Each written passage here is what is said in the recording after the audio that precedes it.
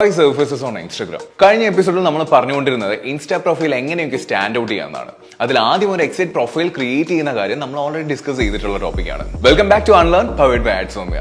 Secondly, using all 5 surfaces of Instagram. എന്തൊക്കെയാണ് 5 surfaces? മറ്റൊന്നുമല്ല, നമുക്ക് ഫെമിലിയർ ആയിട്ടുള്ള feed, stories, live, IGTV and reels. ഇനി ഈ പറഞ്ഞതിൽ ഓരോന്നും എങ്ങനെയാണ് എഫക്റ്റീവായി യൂസ് ചെയ്യേണ്ടത് നമുക്ക് നോക്കാം. അപ്പോൾ first one is feed. Instagram ഫീഡിലാണ് നമ്മൾ പോസ്റ്റ് ചെയ്യുന്ന ഫോട്ടോസ് എല്ലാം വരുന്നതെന്ന് നിങ്ങൾക്ക് ഓൾറെഡി അറിയുന്ന കാര്യമാണ്. ഇതിൽ കെറോസൽ ഫോട്ടോസ് ചെയ്താൽ കുറച്ചുകൂടി ബെറ്റർ ആയിട്ടുള്ള റിസൾട്ട് കിട്ടും. എങ്ങനെയെന്നല്ലേ, മൾട്ടിപ്പിൾ ഇമേജസ് ആണെങ്കിൽ അതിൽ ഓരോന്നും സ്വൈപ്പ് ചെയ്യുന്ന അത്രയും ടൈം യൂസേഴ്സ് നിങ്ങളുടെ പോസ്റ്റിൽ സ്പെൻഡ് ചെയ്യും. പിന്നെ ഇൻസ്റ്റാഗ്രാം പ്രൊഫൈൽ ഗ്രിഡ് ഒരു പ്രോപ്പർ കളർ പാറ്റേൺ മെയിൻറ്റെയിൻ ചെയ്യാൻ മാക്സിമം ശ്രമിക്കുക. ഫോർ എക്സാമ്പിൾ, നിങ്ങളുടെ ബ്രാൻഡിന്റെ കളർ എന്താണോ ആ കളർ തന്നെ മെയിൻറ്റെയിൻ ചെയ്താൽ ആ ഒരു യൂണിക് ആൻഡ് കൺസിസ്റ്റന്റ് ഫീൽ ഉണ്ടാവും. Then Instagram stories. ചില Instagram users mostly insta stories use ആകും. സോ ഇൻസ്റ്റാഗ്രാമിൽ സ്റ്റോറി ആഡ് ചെയ്യുമ്പോൾ കുറച്ച് കാര്യങ്ങൾ ശ്രദ്ധിക്കുക. Stories maximum fun and authentic ആകുക.